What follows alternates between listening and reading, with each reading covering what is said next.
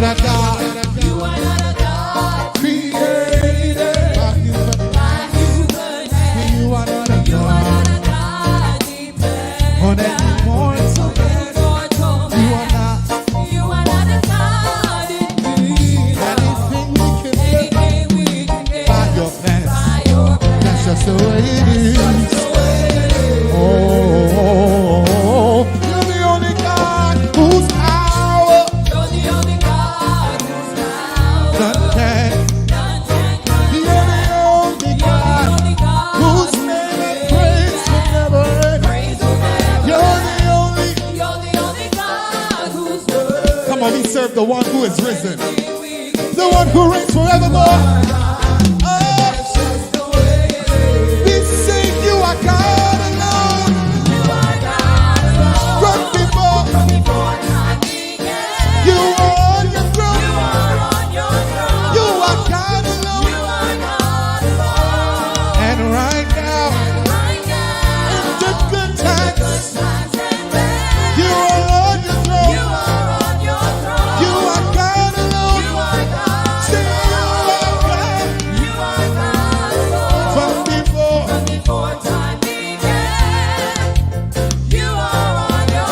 you are God alone. And right now, in the good times, you are on your throne. You are God alone. Come on, say you're unchangeable, unshakable, unstoppable. That's what you are, unchangeable. You're unshakable. You're unstoppable. That's what you are, unchangeable. No matter what men say, no matter what comes your way, he's unchangeable. Oh, unchangeable. No matter what people do, no matter who say who, he's just that way. Hey, he's unchangeable. No matter what comes your way, no matter what people say, that's who he is. That's who he is. No matter what people do, no matter who don't like you, he's still, come on, get all the time. Say unchangeable, forever and ever, forever and ever, forever and ever, forever and ever. So I will praise him. So I will praise him. So I will praise him. Come on, stay right there. He is unchangeable, now and forevermore. He is unchangeable. That's who you are. That's who you are. One more time. Unchangeable, unshakable. You are unstoppable. That's what you are. You are God alone. From before time, you are on your throne. You are God alone. No matter what men say, in the good times, he's still on his throne. He's still exalted. He is God. Come on, someone help me. From before time began, he's on his throne. When time ends, woo, you are God alone. And right in the good times, you are on your throne. You are God alone. You're God alone. You are God.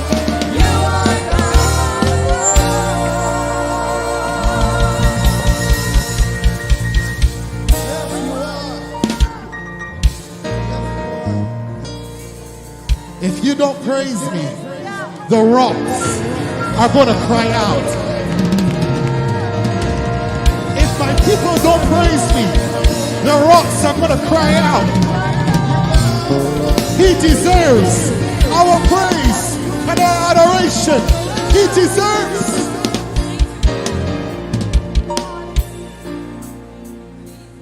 He's unchangeable, unshakable. That's what you are. You are unchangeable, unchangeable, unshakable, unshakable.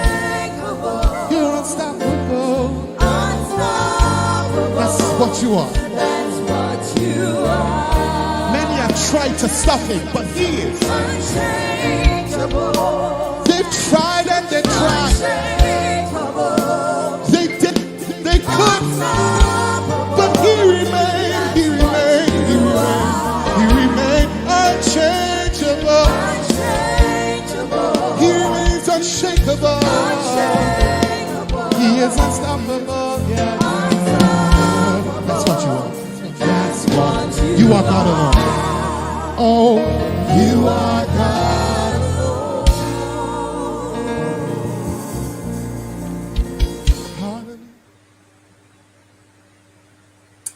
Hallelujah. A blessed good night to everyone who's joining us from wherever you may be, whatever territory, whatever locale. We want to welcome you to our Heavenly Encounter service brought to you with the kind compliments of Restoration Ministries. We want to continue to declare that there is only one God. There is only one true and living God, and his name is Jesus Christ. And our mandate, our position is to pronounce that, is to declare that, is to emphatically state that, and this is what we will continue to do. He is God alone. And there is none like him. So we just thank you. Let's just lift our voices to God in prayer as we begin this very, very important session. Father, we just thank you. We thank you for your sovereignty. Father, we thank you for your lordship. Even now we ascribe all honor, all glory, all power, all dominion unto your name. Father, there is no other name given unto man through which we can be saved. There was only one who was found worthy to take the scroll and to open its seals. We can search and we can search, but there is only one who is like our God. Father, and we just lift you up even now. We just lift you up even now in this session, in this time, Father, where we just look to educate, we look to ready ourselves, we look to share ideas and discuss, Father, as we recognize the plans of the enemy, as we recognize the advancing and the growth of all his schemes. Father, we right now ready ourselves for that which, Father, you would have us to do as the church. And Father, before we even start, we just say, God, take all the glory, take all the honor. Father, be magnified and glorified in this session here tonight. In Jesus' mighty name, we give it all to you because you truly deserve it. Amen and amen and amen. So, good night yet again. And I am very happy to be joined by two very, very knowledgeable individuals, and they are willing to share that knowledge. Let's just make it clear this is our Heavenly Encounter service, all right? And therefore, this is our space to express our opinions, and we are going to do that without reservation, all right? So we will encourage you to share the link, encourage people to come on because we need to educate ourselves. All right, and you would have seen the title, Charter, Republic, Constitution. What does it all mean? And as Barbadians, we recognize that there is a lot that is happening right now with the Charter, with us moving towards becoming a republic, and the Constitution. And therefore, you might ask yourself, well, exactly what does all of this mean? And we have sourced and been so happy to find two very capable individuals of breaking down this information, of sharing some information and some insights. And that is what the discussion will be centered around this evening. So I just want to give them time to introduce themselves. And I will just start with the one that you probably know the least about, which would be Reverend Carl, because we have our very own Elder Hudson. But I will just ask both of them, beginning with Reverend Carl, if you could just introduce yourself, just tell us a little bit about yourself. Um, your passion in this area, probably the source, the genesis of it. Just let us know a little bit more about Reverend Carl. Thank you very much, and good night to our listeners. I'm Carl Barker. I am pastor of Shalem Evangelical Church in Bushall Yard Gap. I have been for the last 35 years, and I enjoy serving God. There's nothing else that I enjoy as much as working for God. But in recent times, of course, starting way back in 2006, 2007, we saw some signs that pointed to something very serious in our country. We recognized that, starting at the UN, there was a move afoot to ensure that humans take over. I came across when there was I can't remember exactly where it was, but there was this saying that the future of the world is not predetermined. In other words, they were saying, despite what the Bible says, we are going to fix everything. And that that jolted me because I recognized that even way back then, there was this move afoot to push God out. In the early days, it was difficult to convince people that, this was anything serious. But as time went on, especially today, people are now recognizing that all the things that we took for granted are now being taken from us slowly but surely. And this is time that I believe that the church has to stand up, be counted, and show that our aim is not, like many commentators say, even in Parliament, that our aim is not the collection plate. Okay, and you clearly see his passion. He is not mixing any words, and that's what we need in this time. Very often we might have tried to play just quiet and watch and allow, but I think coming out there, Reverend Carl is saying, look, yeah, we need to stand up and be counted, and this is the time to do it. Elder Hudson don't really need any introduction, but just go ahead and introduce yourself. Yes, Hudson Innes. Good night, Pastor Timothy. Good night, Pastor Carol. Good night, viewers. I have been associated with Restoration Ministries. I have been a member of Restoration Ministries for well over 25 years, probably closer to 30 years.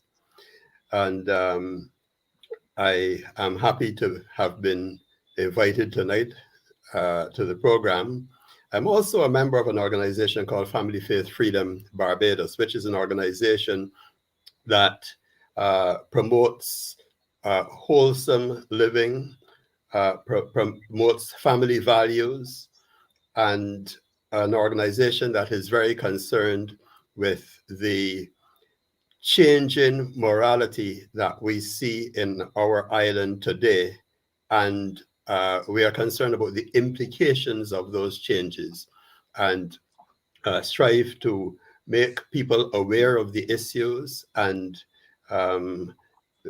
see what can be done, discuss various things that can be done to ensure that God remains the focus of our attention and that God remains the focus of our lives. Basically, that's, I think, where I am.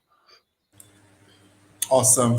So family, faith, and freedom, and therefore there are a lot of things that are happening right now that pretty much captured the attention of Family, Faith, and Freedom Group, and then obviously by extension both of you here.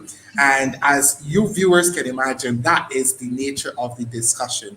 And as we said, we're pretty much here to educate, to share insights, and we really hope that you are here to learn and to garner what you can. So without any further ado, I'm going to just get straight into it. My job is basically to just throw different questions, and obviously the chat is there on Facebook. And if you feel so inclined, you can send your questions to the panelists, and we will see how best we can answer these questions. So, Barbados on November the 30th, 2021, is going to become a republic. From my understanding, that is the direction of this country. So maybe we can start there. Um, and I would probably both of you might want to comment on it. So I'll probably start with Elder Hudson, and then if Reverend Carl has anything to share on that front. But what does that mean? Barbados as a republic. I guess what are we now? And then when we become a republic, what does that mean? Well, we have been independent since 1966, and we are now taking the step to remove remove the Queen as head of state. As an independent country in the Commonwealth, when we claimed our independence, we took one step, that is to become independent. But we continue to recognize Her Majesty the Queen as our official head of state, but represented locally by a Governor General. And we have had a number of Governors General over the years. What is being done now, or what will be done on the night of the 29th, the early morning of the 30th, is that Dame Sandra Mason will be installed as president, so that we will no longer recognize the Queen as head of state, but Dame Sandra will become the president, which will, I believe, be the official head of state. So nothing much should change, because the hierarchy will remain the same as far as I understand. There are 6 republics right now in CARICOM. Suriname is a republic. Haiti is a republic. We are not too familiar with the two of them, because we are not culturally and socially as close to those countries as we are to the others. But Jamaica is a republic, Trinidad is a republic, Guyana is a republic, and the big surprise is that Dominica is a republic, because a lot of people don't know that Dominica is actually a republic. But when they claimed their independence, I believe they took the full step and became a republic at the same time. So we will be a republic. We'll have the president as the head of state. We'll have we'll still have the prime minister as prime minister, and the prime minister will have all the authority, all the power. The government administration will not change a lot if the constitution does not change, and that is where we are. Let me just say that on the 30th of November 1966, as a boy of 12 years old, we journeyed to the garrison of Savannah and witnessed the lowering of the Union Jack for the last time and the raising of the broken trident. It was a proud moment for us, especially, anybody who sat through history classes at secondary school, especially when you're doing West Indian history, would know the passion that can rise up in you when you think of those many years when you were sort of enslaved and badly treated. And we moved to an independent nation, and throughout the years, we have been running our ship, so to speak. But I believe that the country feels, and I don't see a big problem with it, and the country feels that the time has come that we sever ties with the monarchy, and we have a Barbadian as head of state. That will never be a major issue, and I think most of the political parties in Barbados at some time or the other, spoke of moving in this direction. So the move to the republicanism, as Elder Hudson spoke, is supposed to be a harmless change, in that the Governor General becomes president, I believe, with all the powers that she has now, and the Prime Minister remains Prime Minister with all the powers that she has. But of course, our concern always is the way things are done. And why I say that is that, the at first they were promised a referendum, and no problem with that. Everybody wants the republic. But then the thing that caught us sort of by surprise was the charter. Those who are familiar with the ancient mariners know that when they were leaving to go somewhere, they had to spend a lot of time with instruments that I don't understand, and ensuring that when they left, they knew exactly where they were going. They would avoid all the obstacles, and before they left, they knew exactly what the journey was supposed to be like. So when we think of a charter in terms of Barbados, it is like you are plotting the course that the nation is going to follow. And in spite of the fact that some are claiming that it has no legal standing, at the same time we recognize that once you have plot a course, once you have charted your course, and on the 30th, I think, of November, the Governor General slash President will hold in her hand a charter which spells out more or less who we are and where we are going. And this is the document that we have some issues with, that we believe are not pushing Barbados in the direction that we are accustomed to. If the charter holds as we expect it to hold in terms of being a document that is signed, sealed, and settled, then it is going to have implication on the national anthem, because in the national anthem you have the Lord has been the people's guide. In the charter, you have just an oblique reference to a creator, to the creator, whoever or whatever that is. So that is one of the major points that we see. So the country is moving, but even though we have been promised that there's going to be full consultation on the constitution, yet the charter itself is a problem in that it was done at a time when everybody's eyes, every evening, people looked at one place, GAS website, to see how many cases we had, who died, and who was at Harrison Point and all of that. So it came at a time when people's minds were really very well distracted. And a lot of people did not, and some prominent people too, did not even know, or should I say, didn't even care that it was a charity. But now that it's almost on our doorstep, this is where the problem begins. Okay, all right. A lot of nuggets there. So let me just reiterate a couple things that you said. So basically, Barbados becoming a republic is not really the contention. As you said, it would have been on the agenda of many parties prior, and therefore something that we have been looking, or at least working towards to some extent, for years.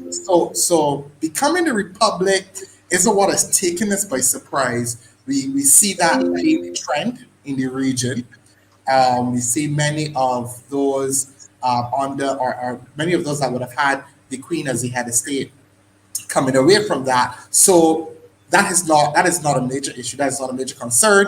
And as you both of you would have said, that shouldn't really change the nature of how we do things as a government. not significantly. We have a president, the prime minister, as far as we understand, should maintain all of her powers, all of her roles, etc.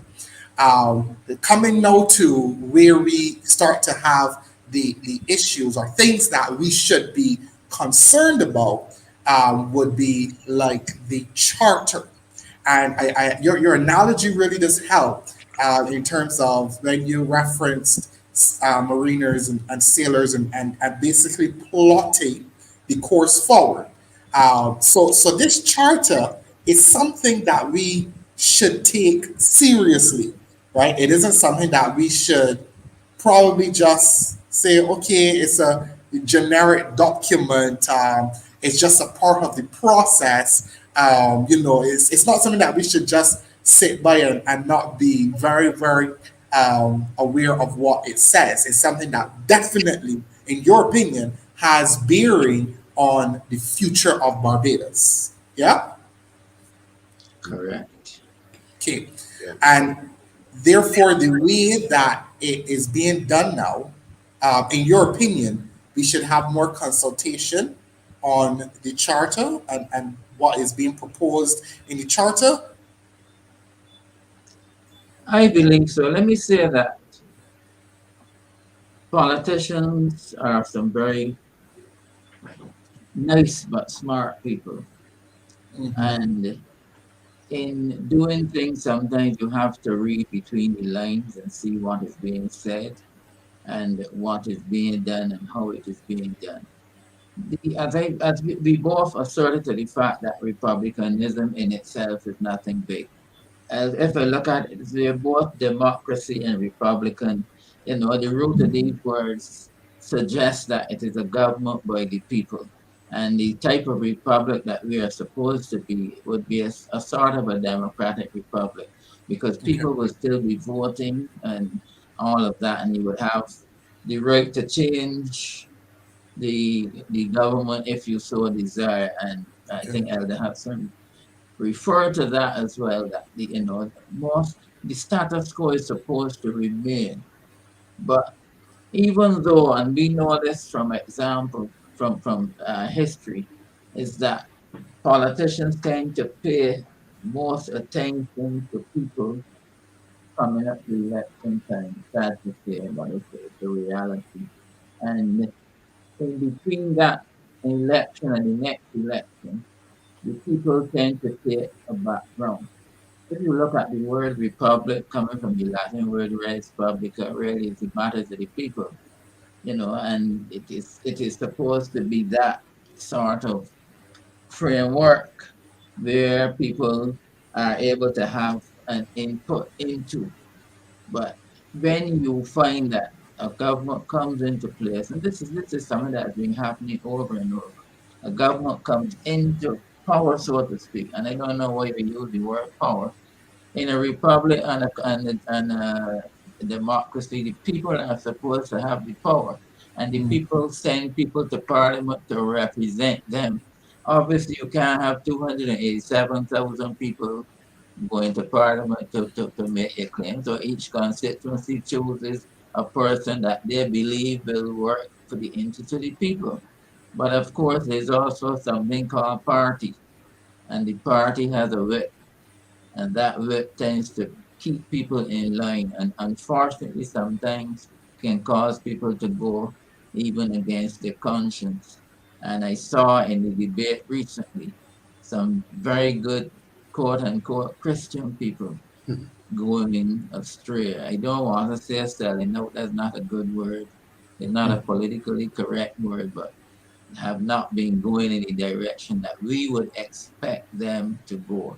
And I believe that, we'll talk a little bit about the change, the major change. And the The thing is, language. yeah, why, if the creator is the same as God, is no big thing, then why change it? If you look at our constitution, our preamble from 1966, it doesn't just mention God, it mentions the supremacy of God. And this is the point that many people are missing. This constitution just merely says, as a matter of fact, there was a change. Let me see if I can bring you up to date on that. In the first instance, there was the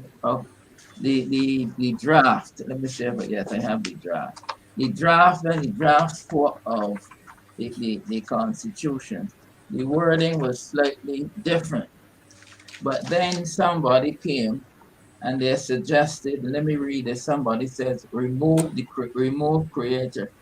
Use of the creator immediately alienates those who do not believe that humans were not created by any one entity. What about polytheistic religion? If the use of creator makes a segment of the population feel excluded, why include it? There are other ways to convey the concept of equality. So what happened then is that in the preamble before where you had and this is the first draft underscoring the fact that we are all equal in the eyes of the Creator, and according to the laws of the land, despite our origin, we commit to healing this nation and its people from the shame, pain, and injustice of slavery on which it was founded. After the submission came from obviously an atheistic person, then that was changed to this, underscoring the fact that we are all equal by virtue of our humanity, and then as I said, the oblique reference to the Creator, in the eyes of the Creator, and according to the laws of the land record, regardless of our ancestry. So if the Creator and God is the same, note that in the original Constitution, you mention the supremacy of God, and that says a mouthful.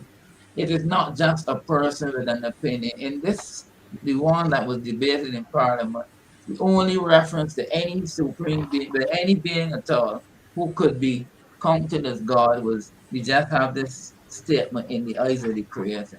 In other words, we are equal according to our humanity first, second in the eyes of the Creator. So even the word creator here is not given any preeminence. We don't owe him anything. He doesn't, he just has an opinion as far as they're saying.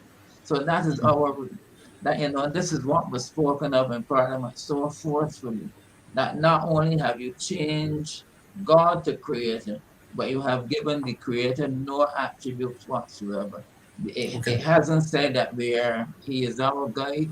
It hasn't said that we owe him anything.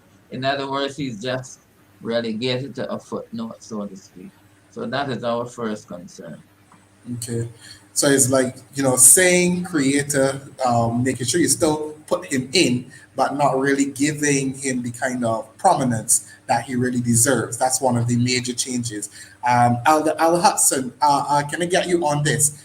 And then I just want to touch a little bit on like what is the Constitution and that kind of stuff. But as we raise the point, with Reverend Barker and changing the Constitution, relegating the term creator to just being there and not recognizing the creator as our guide, etc. Your thoughts on that as well? Yes, I'm absolutely in agreement with Reverend Carl. And this matter came up for discussion in the Ford Commission. Now, there were two commissions. The act of changing, the process of changing Barbados from just an independent country to a republic has been discussed for many years. There was a commission even before, I believe it was before we actually became independent in 1960, that was formed to examine the whole question of becoming a republic. And then again in 1997, 1998, a commission was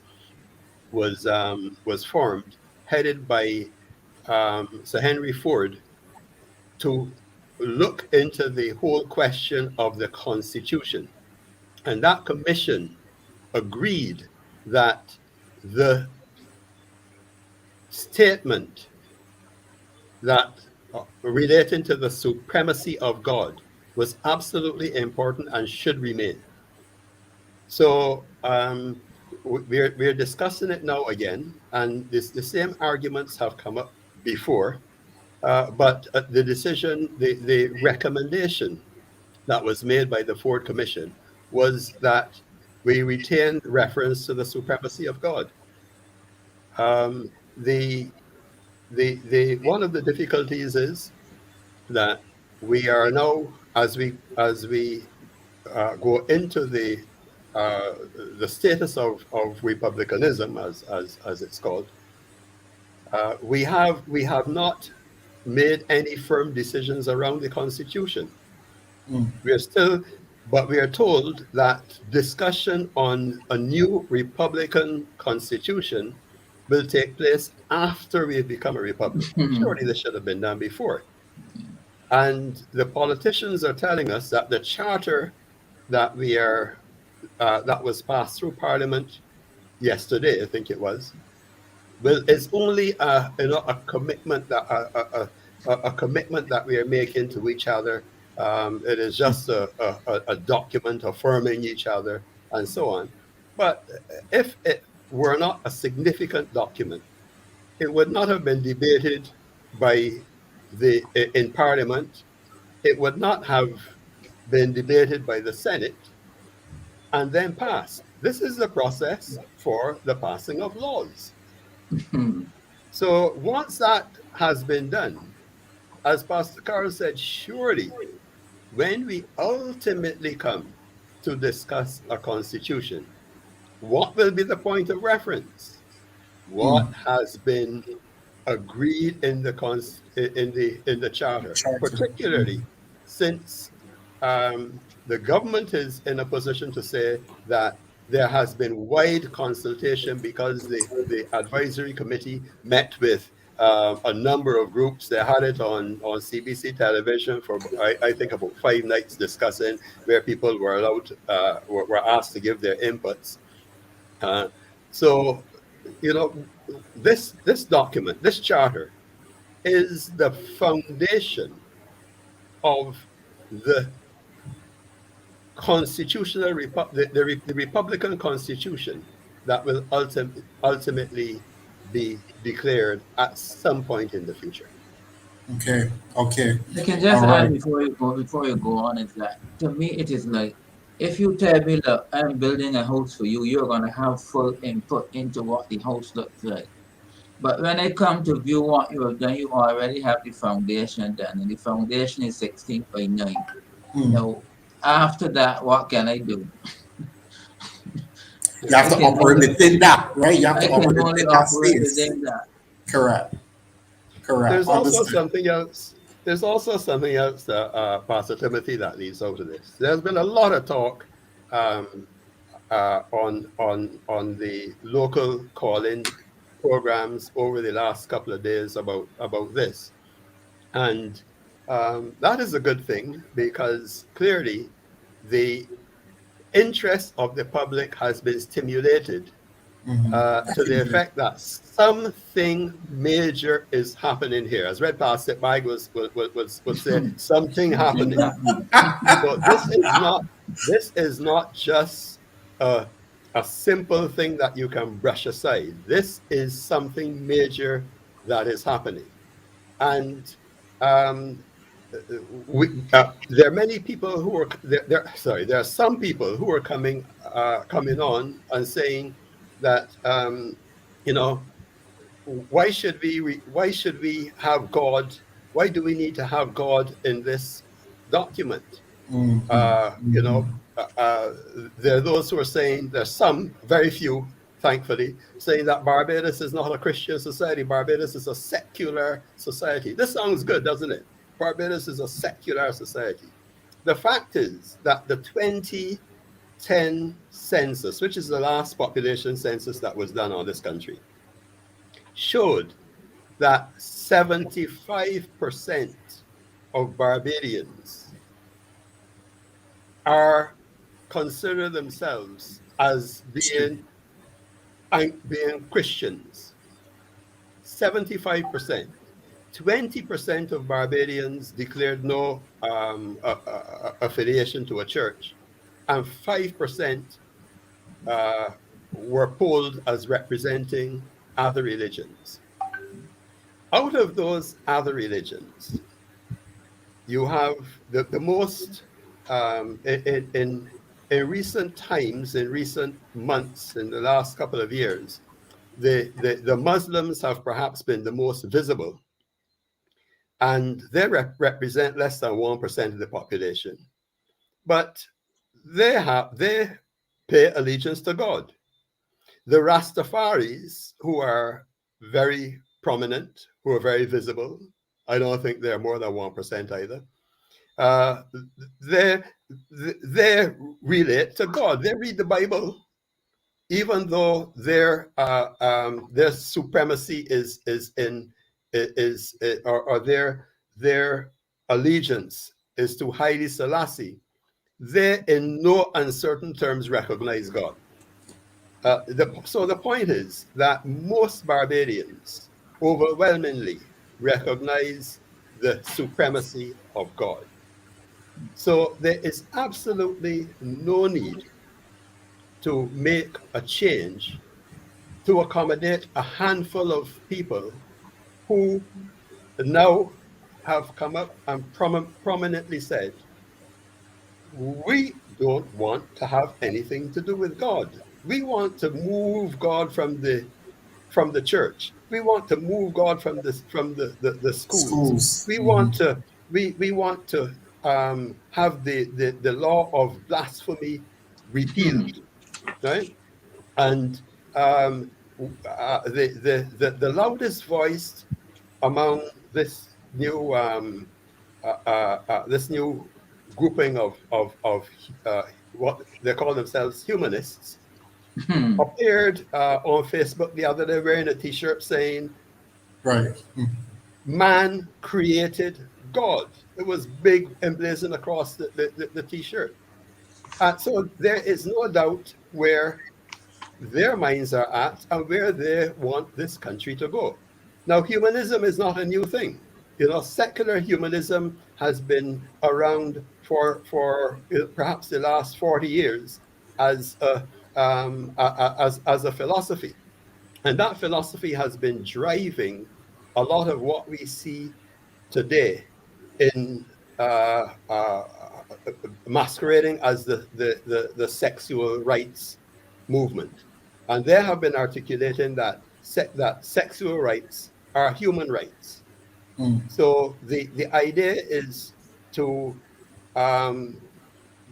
get legitimacy to the ideals and the philosophy that they want to see take over the world. And this is just one of the ways they're doing it. Yeah. Yeah. Awesome. That's a lot of information there. And I want to reference, well, not reference, but just mention your letter because that would be a good source to get a lot of the information that you would have just put forward as it pertains to the erroneous statements that would have been put forward by the humanist group, specifically the leader of the humanist group. So if you have not read it, it's definitely out there circulating, and you can get more information there. What I want to ask now, charter and constitution. So we got a sense from both of you that this charter is not meaningless, regardless of whether or not some may want to prescribe such. It is not meaningless. We believe that this charter will be a point of reference, will be, as we call it, the foundation upon which the Constitution will be written. So, why should that be of any concern to us, apart from the statements that were made? I want us to deal now with what is a Constitution, and then what would that, I don't know, enforce or how would that affect us as a people, especially some of these statements that they're suggesting to change to basically is allowed. The Constitution is that document that is often called the foundation document, and it provides the basis for the governance of the country. So that Constitution, when once it has been agreed upon, it is very is not very often changed, and if it is to be changed, it has to have As far as I know, a two-thirds majority of both houses to get it changed because they recognize that you can't, don't just tamper with the law.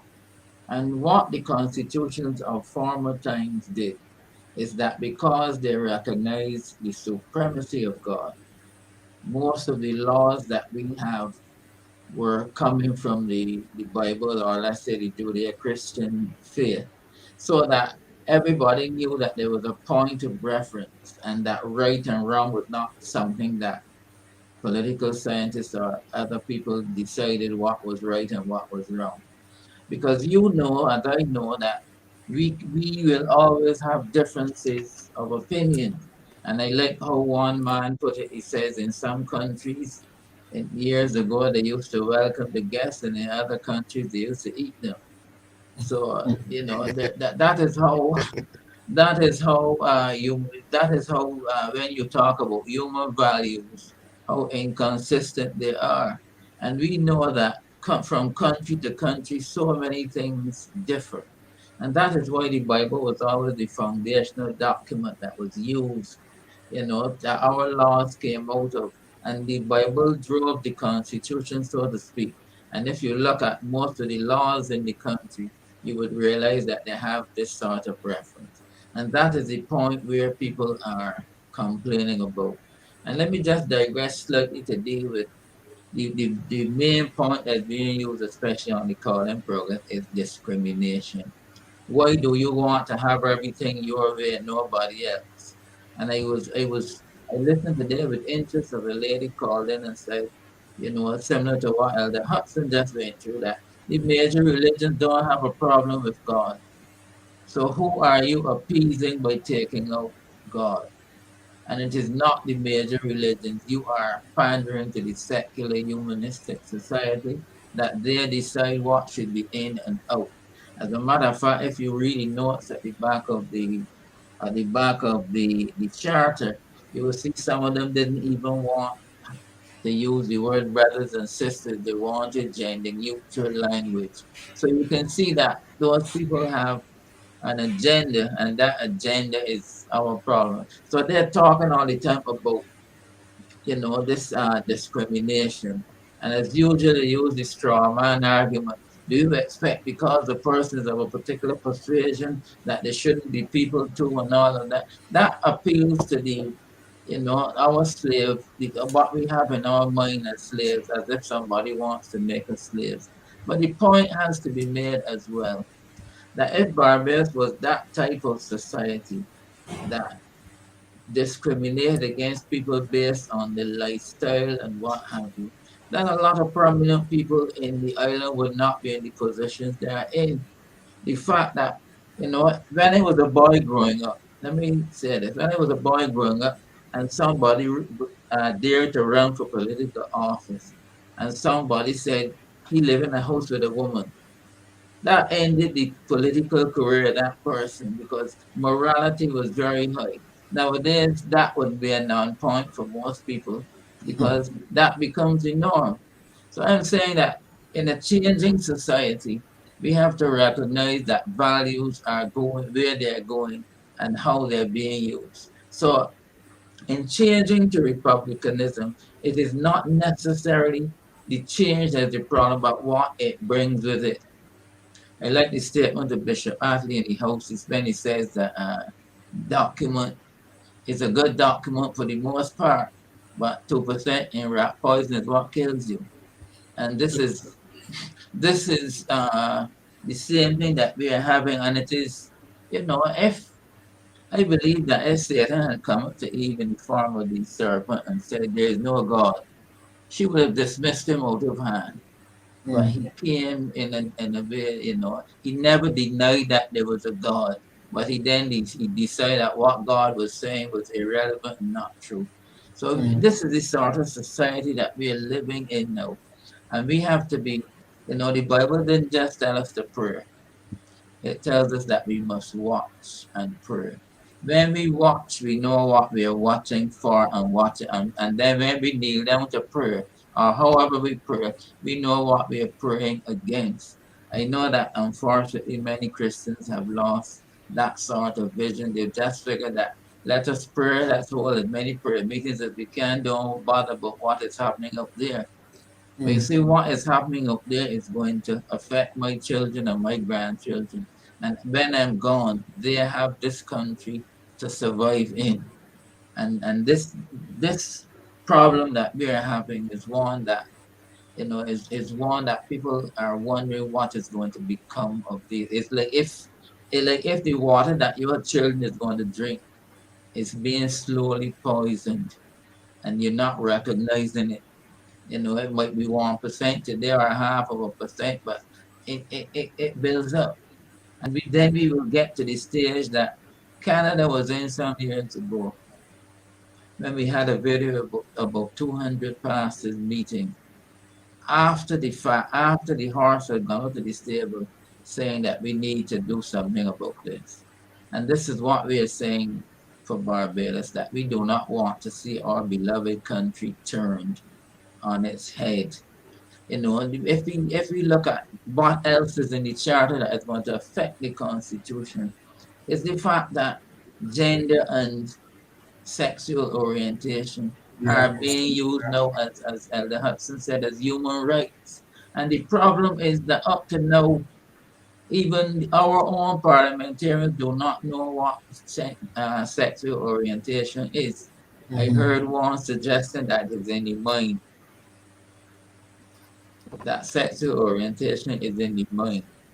But we know from experience that when the heart, that the wickedness, the imagination of the heart, it starts in the heart, but then before long it blossoms out. And our good friend, the pollster, if his was in the mind alone, he wouldn't be on the radio talking about his husband in bold Barbados. So I'm saying that we have to watch these things and we have to speak against them. It may not necessarily mean that everything that we say is going to change, but at least for the record, just like Noah preached, just like John the Baptist preached, a voice crying in the wilderness, we have to say, thus saith the Lord. Pastor Timothy, I totally agree with Reverend Carl. And personally, I have nothing against most of the information that is in the charter. Most of the commitments that are being referred to in the charter, for me, they're okay. But Pastor Carl just said, just gave a quotation there concerning an interesting analogy concerning You're breaking up a little bit for me, Elder. I don't know if it's only me. Yeah, it's breaking up for me too. Breaking up a little bit, so we're not getting Okay, every single thing. Is that any better? Go ahead. It might be the internet, so let me just pray it. Okay, it might be because I have something. I have a page here open, so let me close that page. But okay. But before I close it, let me read this article 1 of the charter.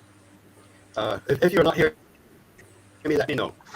Article 1 says, all Barbadians are born free and are equal in human dignity and rights, regardless of age, race, ethnicity, faith, class, cultural and educational background, ability, sex, gender, or sexual orientation.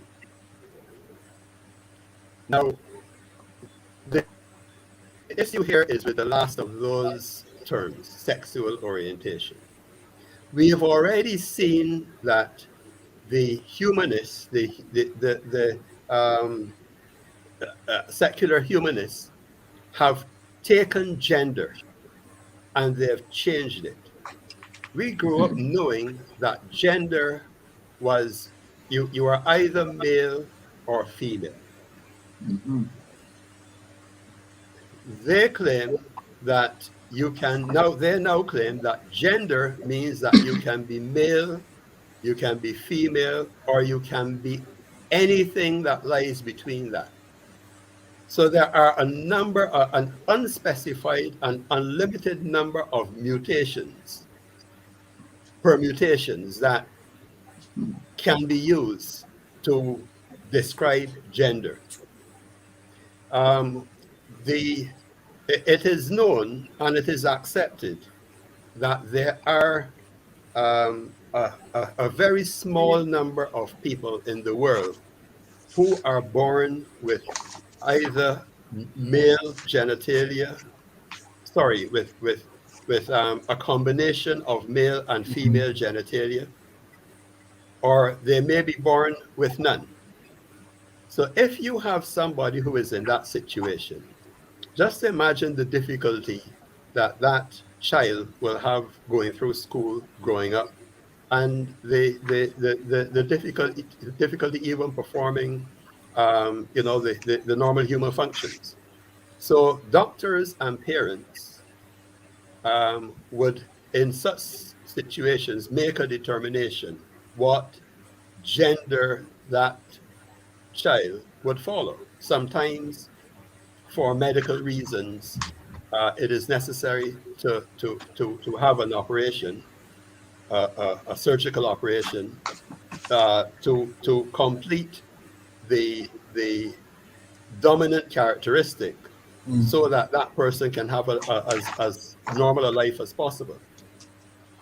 More recently, there are people, a growing number of people, who are saying, well, I am neither male or female, or I'm a little bit of both, and I want to, do what, I want to have relations with the other sex, or I want to have relations with both sexes. There's and I feel like I am although I'm physically a male, I feel like a woman. So I'm gonna, you gotta call me she, and a whole lot of confusion has come in around that, just around that thing about gender. Add on top of that confusion sexual orientation, which relates now specifically, presumably, to the attractions that these people have for each other or for other things. And those attractions could be to anything. What you are doing, Animals, children, it could be etc. anything. It is Okay. undefined. Sexual Okay. orientation is an open-ended can of worms. Huh? So why do you need it in a constitution? The paragraph I just said made it clear that we, do not discriminate, or will not, we commit not to discriminate against people on the basis of race, color, gender. So if you are in between, and let me do another aside here, because they're changing, even the immigration forms are now being changed. So Yeah. you see male, female, other, Right. because this secular humanist lobby is pushing governments, and they are calling the shots, and they're saying you have to change the world to accommodate us. So now there's this other gender. So we are saying, okay, if you are another gender, we are not going to discriminate against you. Why do you need an open-ended category called sexual orientation that nobody understands what it has meant or what it means? The government introduced 2 laws recently, the Discrimination at the Workplace Act, and the other law that was introduced to allow people to come in and work, Welcome, Sam. the Welcome Stamp Act. And they introduced this term, sexual orientation. If you look at the Discrimination Act, you will see that there is a definition of all the terms they use that should not or must not be discriminated against. But they included in there the term sexual orientation without any definition, because it cannot be properly defined. Why should we, Barbadians, seeing the confusion that this whole thing is bringing in other countries, in developed countries that are ahead of the game in terms of their recognition of these pluralistic societies, Why should we open ourselves to that by introducing a can of worms that nobody can reconcile, nobody can define, and nobody can anticipate where it will end? So that does not make sense. The only other thing in the charter that I personally am uncomfortable with is the question of uh, making a commitment to pursue reparations. So we are making a commitment to each other and to the world that we are going to pursue reparations. I understand why there is a call for reparations coming out of our whole experience of slavery.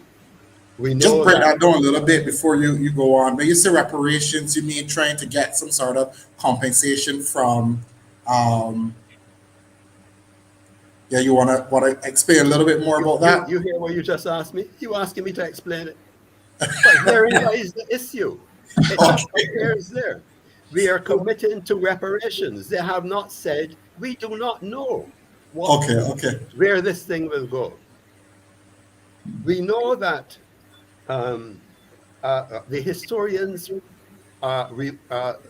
remind us that when slavery was abolished, compensation was paid to Right. the slave owners in England. Yes. There was no compensation paid to the slaves. So we presume that the reparations that are mentioned here relate to compensation which we will be demanding from presumably the British, because they were the colonizers, for the injustices done to our ancestors. There has been very little discussion around the question of how those reparations will be pursued and so on.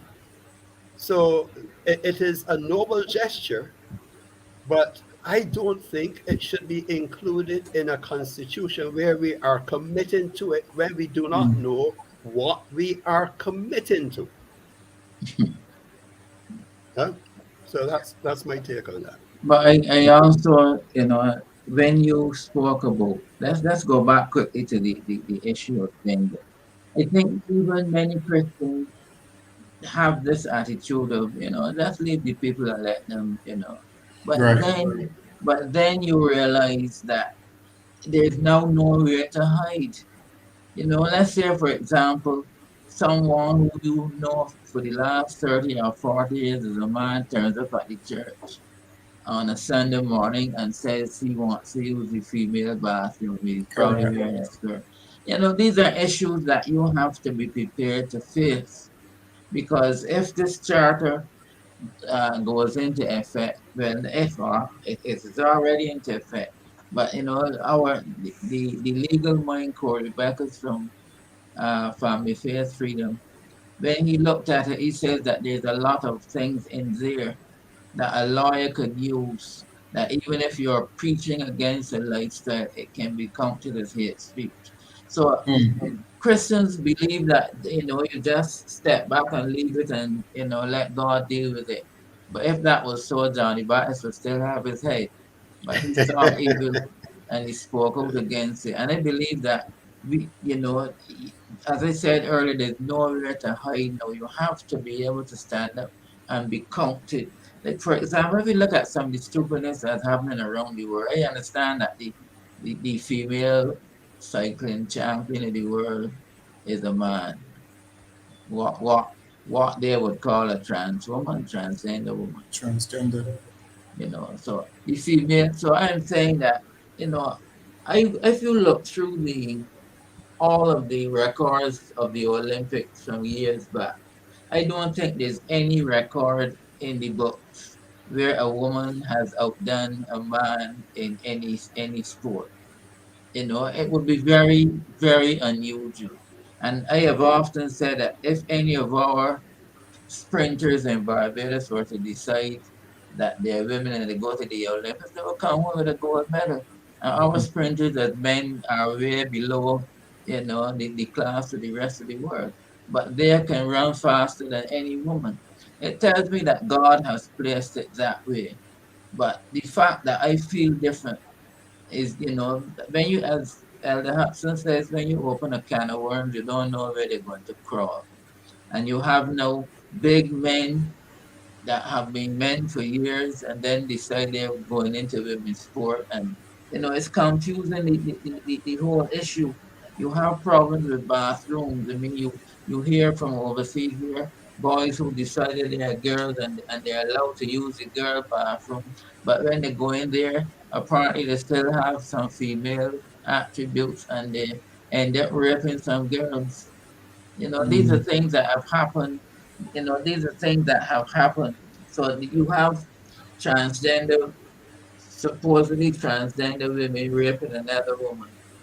And these are things that are coming home to us. And we have the advantage of seeing what has happened in other countries. So if we decide to go into it, one of the things that we will try to ensure is that people can't say that they're going in with their eyes shut. They have to come face to face with the facts of what is happening in the world and why we are saying that it is not the correct thing to do. It is not the way to go. Too many, and the stories are coming in every single day because men don't only identify as women, they identify as all sorts of things. You have people that one age identifying as somebody with another age. How will this foolishness end? And by placing gender and sexual orientation in this charter, you're opening the door for these persons to come in. And it may not even start in Barbados, but from the time you allow people to come in and you empower them in Barbados and allow them to be what they feel they should be, then of course you're gonna have a few Barbadians saying, well, why not me? And when it gets to that stage, all hell breaks loose.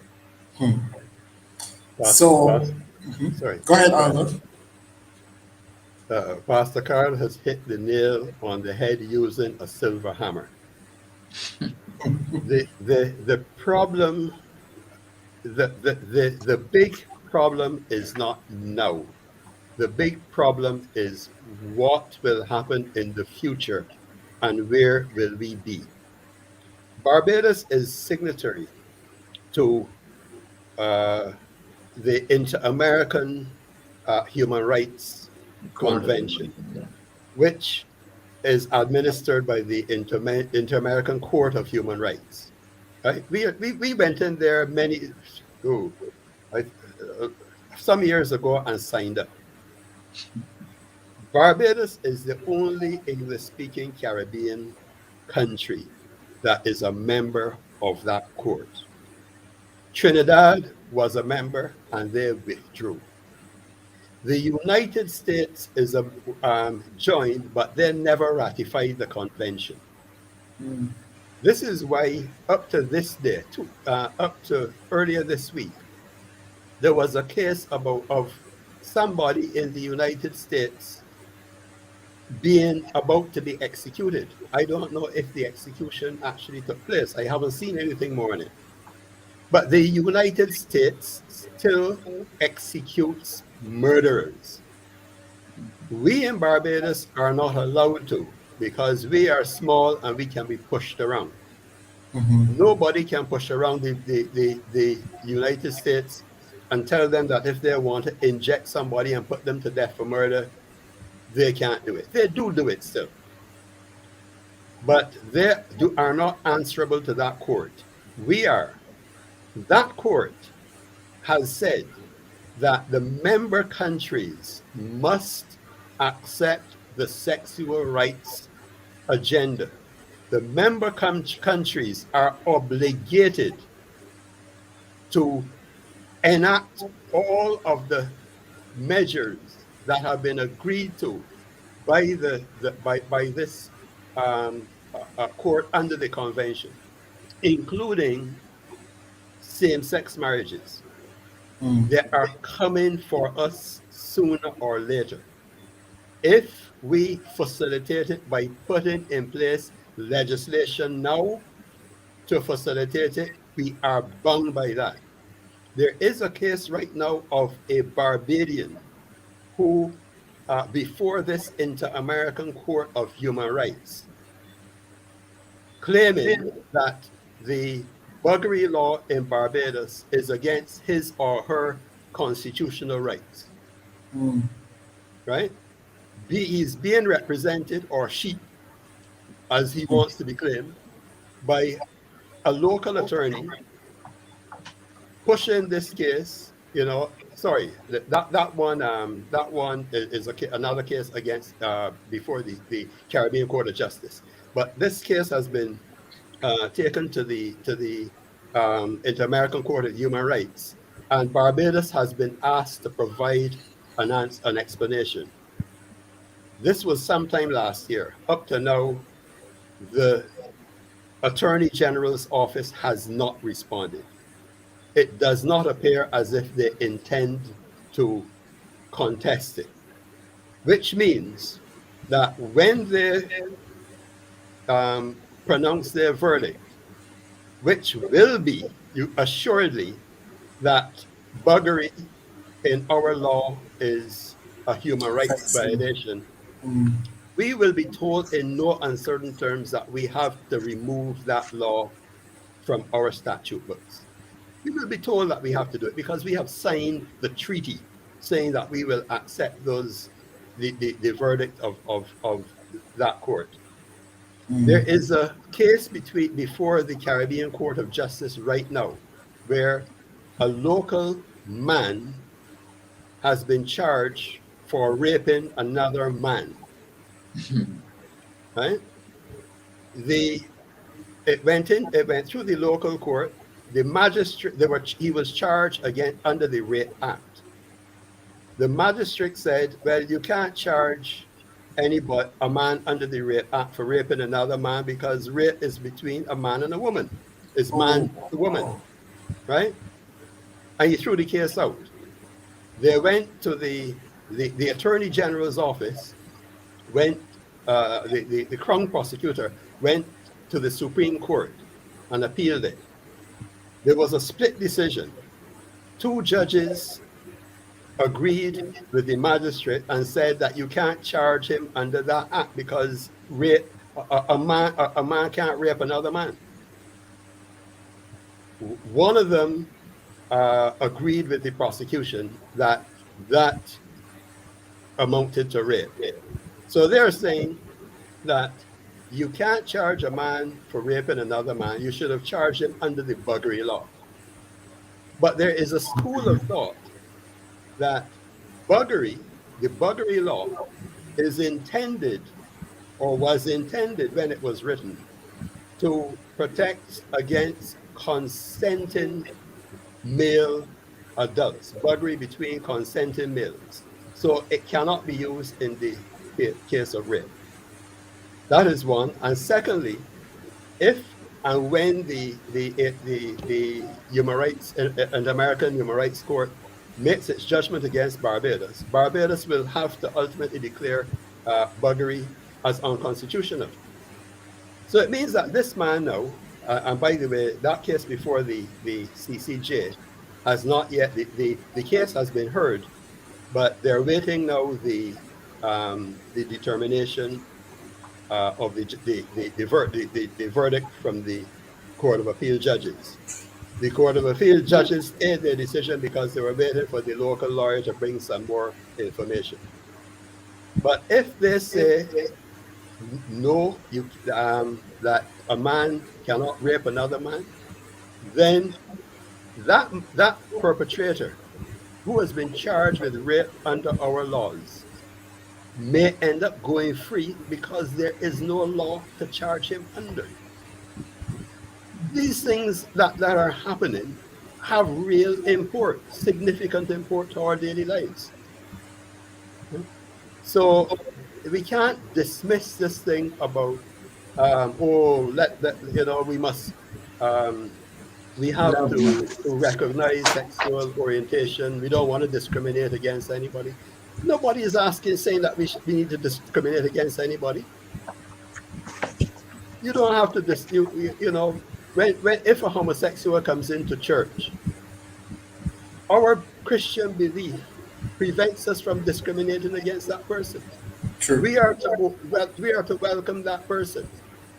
We will tell him in no uncertain terms that, listen, Skipper, you you know, you're welcome here, but you are living in sin and you must change, Correct. right? The sexual rights movement insists that if you try to change somebody who believes they are of homosexual persuasion, you are doing what they call conversion therapy. Mm-hmm. And they have made that against the law in the United States and in Canada. So they are making evangelism, making propagating the word of God against the law. We need to stop them before they get any further. It will happen in Barbados if we do nothing. Wow.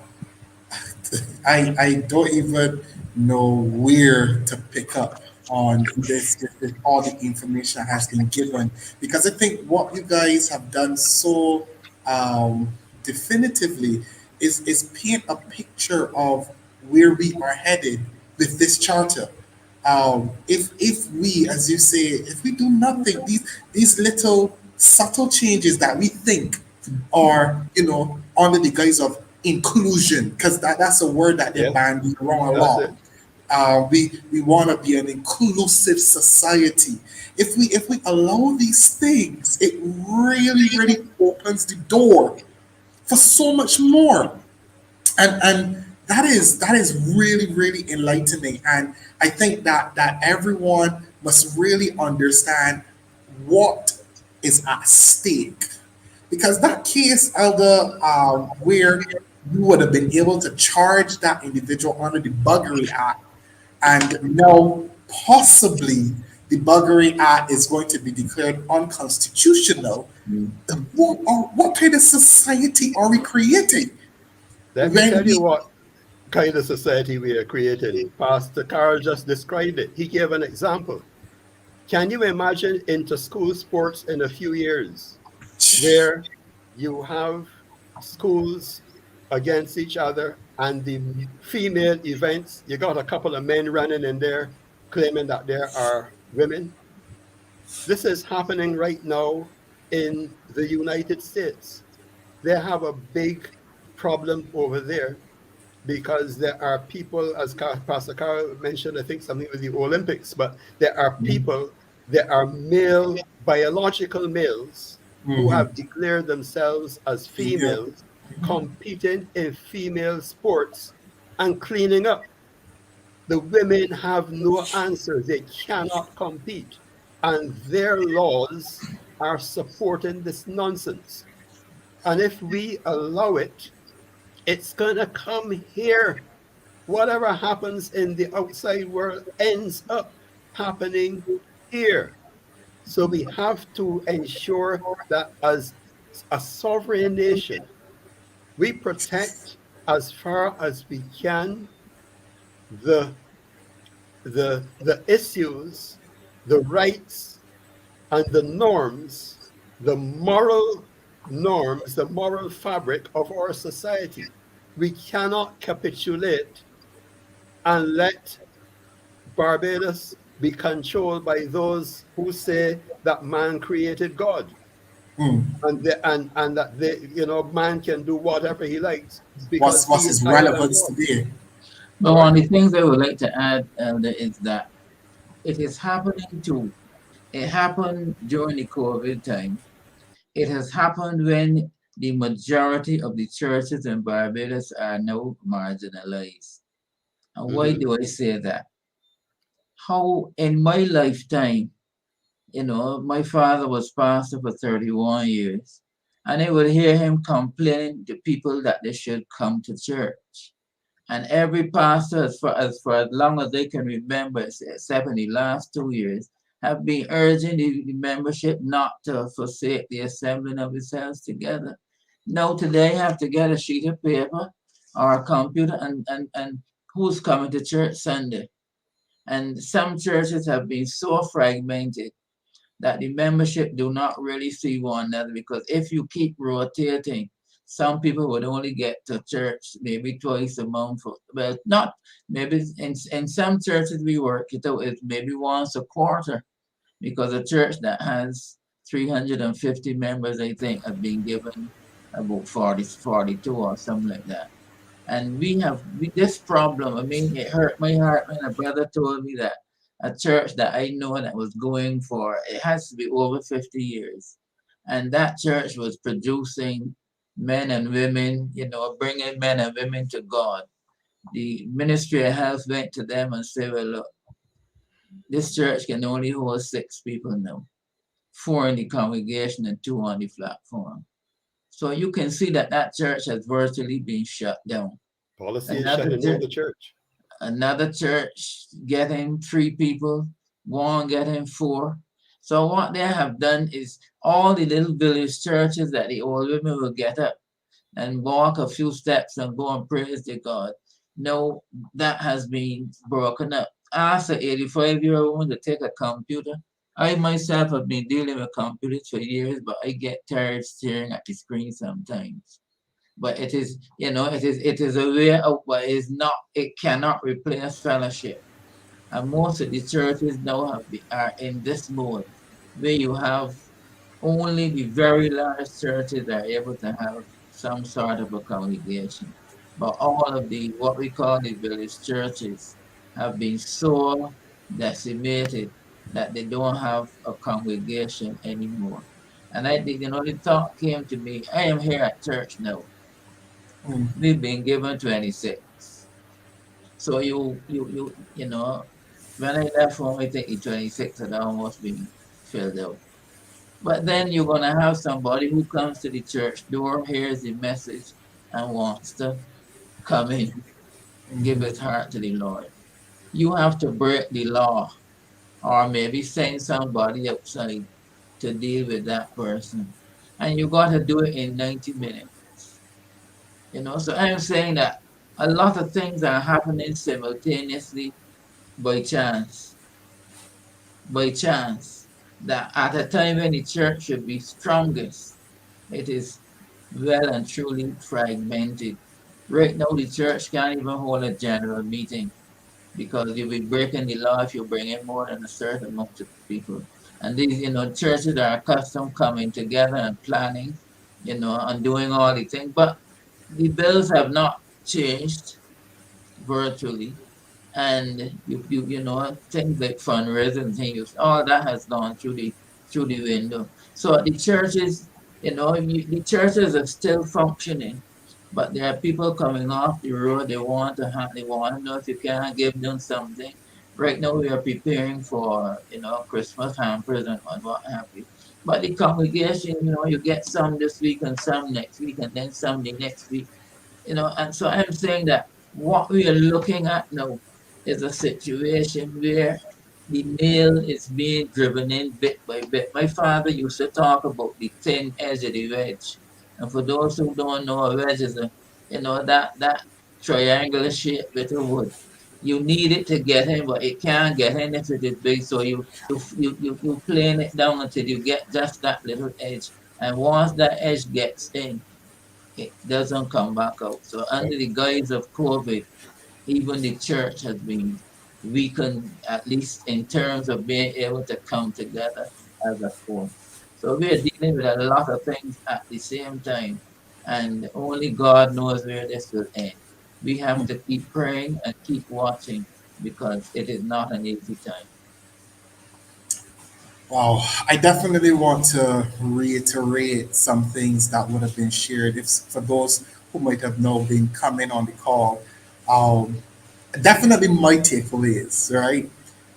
The charter, the new charter as it stands right now, which we accept is going to contribute in some way to the Constitution that we will accept as a Republican nation alludes to no discrimination and the preservation of rights based on gender and sexual orientation. And those two, we definitely take some serious concern with. Why? Because the term gender now has evolved, if you want to call it that, where it encompasses many different variations. And if my memory serves, I think one of the constitutions, and this is for one of the republics, I don't remember which nation, but when they talk about the preservation of human rights based on gender, I think this is specifically male and female. You guys can probably correct me if I'm wrong. But I think one of the other constitutions, so one of our Caribbean neighbors, specifically mentioned gender, but they say male and female.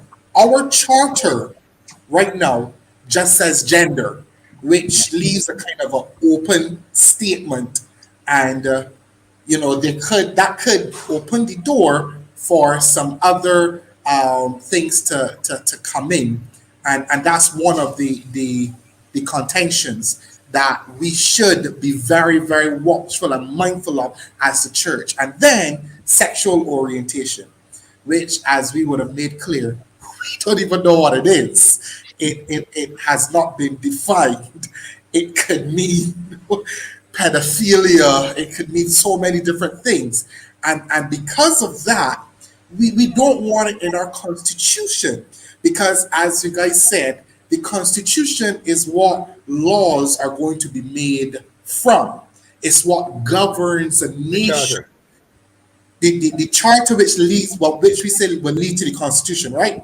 Yes, Correct. Right. exactly. Yes. But if it comes into the Constitution, then that for sure is what laws will be made from, right? If I'm understanding correctly. That is the law. That Right, is the good. law. The Constitution is the supreme state law Okay, all right, good. that overrides every other law. Okay, understood. And therefore, if we allow it in the charter, which would then presumably, and we believe so with some degree of certainty, lead to its finding its way in the Constitution, then we would allow these things to become law in this nation. And therefore, that would be the opening of, the Pandora's box, if I can use that term, for this nation. So we want to definitely make it clear that these things should not be in the charter. I feel that Hudson has some, probably further clarification there. Go ahead. I have one further comment to make. And if you would allow me, I want to read an excerpt from the Ford,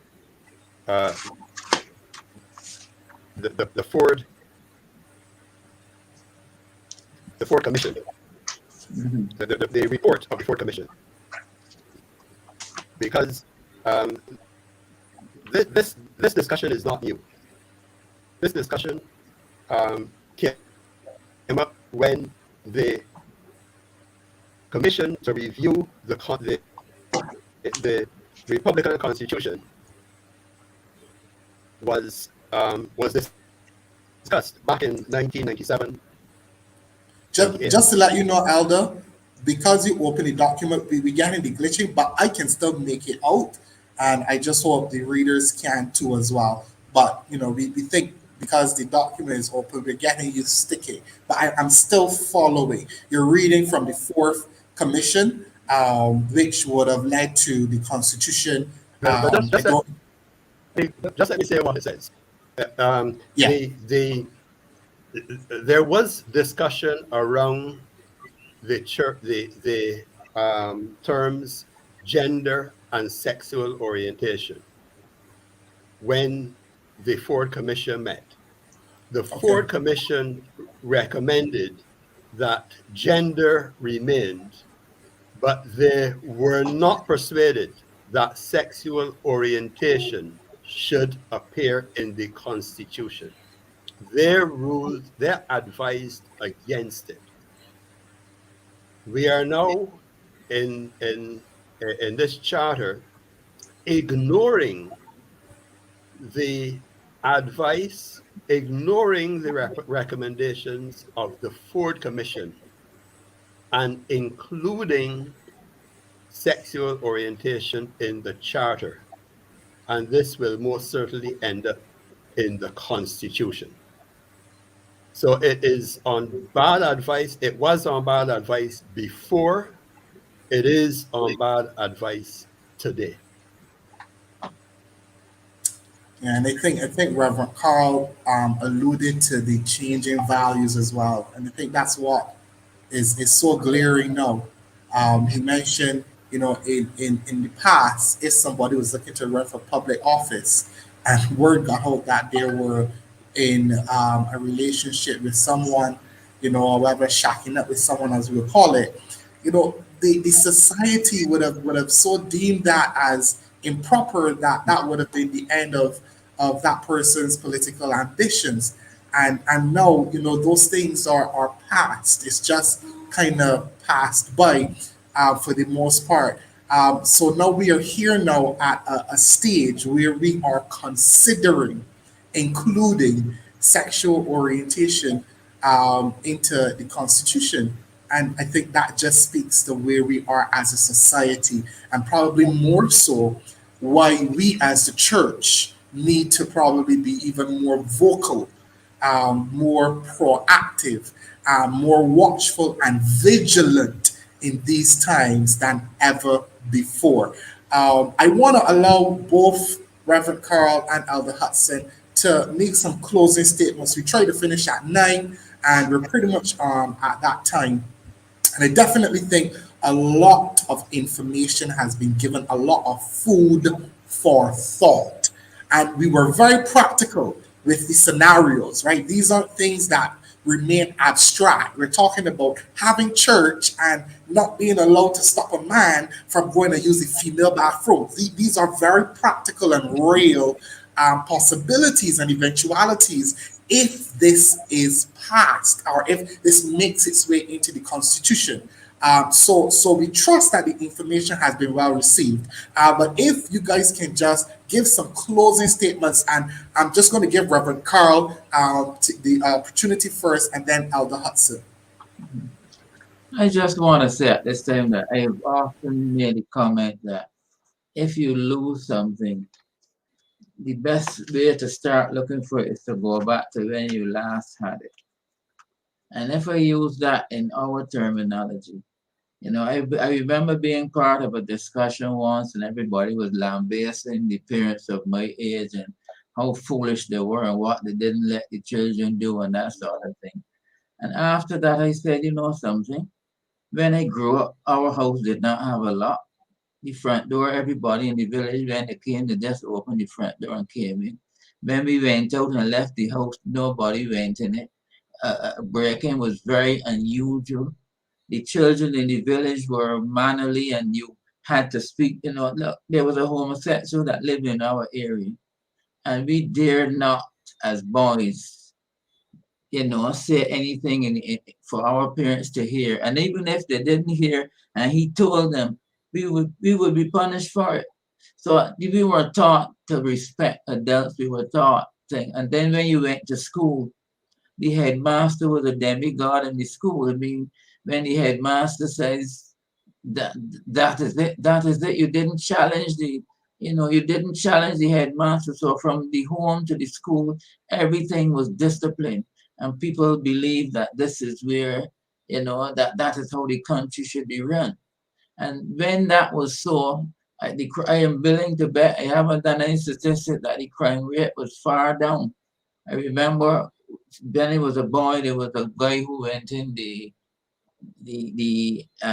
St. Matthew's church and murdered a youngster and the minister's wife. And people were talking about that for weeks after, how that could happen in our country. Nowadays, a murder happens today, You talk of that today, but by midnight another one happens, and you know you forget that. So I'm saying that look at what was happening at that point in time. You know, I buried a lady just a few days ago who, you know, came up in our village, and she was not a Christian at that time. She wasn't so much with the church, but her children had to go to Sunday school and then come back for night service, and you know, and then whenever the church was open, they had to go. So that was the sort of society we had when Barbados was a respected place and when God was center, front and center. Anytime you move God from his place or you don't allow him to be Lord, you know that we are in trouble. And this is what we are seeing now. And we have to fight against it. Don't just stay in your homes and send that them to the Lord. The Lord could have moved the children of Israel from Egypt by just the breath of his mouth, and they could have appeared in Canaan. But he sent Moses to bring them out. And I'm saying he could have gone to Nineveh too and spoken to the people himself. He sent Jonah. I'm saying that we can be like Jonah. We have to go where the Lord sends us, open our mouth, and even if it costs us, like these disciples, when they were beaten for the mouth, they rejoiced that they were counted worthy to suffer. We are getting to that time again where Christians have to decide, am I in or am I out? Mm. Thank you. Thank you, Elder Hudson. Yes, I just want to pick up on um, uh, Reverend Carol's closing word, excuse me, of respect, and make it very clear that as Christians, we have to respect everyone. We have to respect each other. We have to respect everyone. We are called to love one another. And that respect, I think, insists that we show in demonstrating love and compassion to each other. We also recognize that we have a duty to our children, to our grandchildren, to insist on living in a society where morality prevails, where righteousness prevails, and where God is supreme. Nobody is asking for anybody to be disrespected. What we are asking is for moral values to be retained in this country, and that we recognize in our laws those moral values which we wish to preserve for the benefit of our future societies.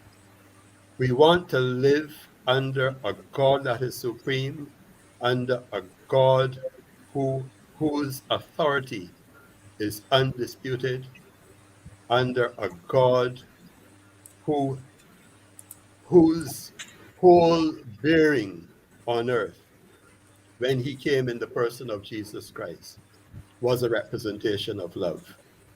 But that love is moral, wholesome love.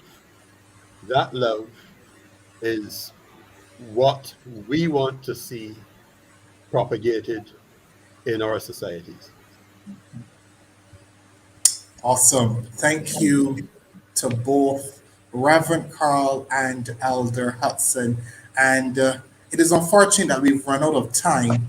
But, you know, as you would have heard, the sentiment is look, this conversation now has to start. We now have to really understand what is happening and do our part and be counted.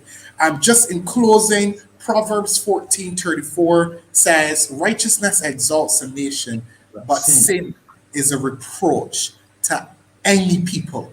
Absolutely. We are a Christian nation as Barbados, and we must remain that way, and we must do our part to ensure that the law does not give way for anybody to question or to bring some doubt to that fact. So we want to thank you for your time. We want to thank you for sharing this moment with us. And we want to encourage you to share this video broadcast to as many people as you possibly can because we need to understand where we are going. So we want to thank you again for joining us. Restoration Ministries heavily in to service, and we want to pray God's richest blessings on you, and we want to wish you a very, very good night. From our apostle, Pastor David Durant and Pastor Joy, we do send you our greetings and our love. Have a good night. Good night.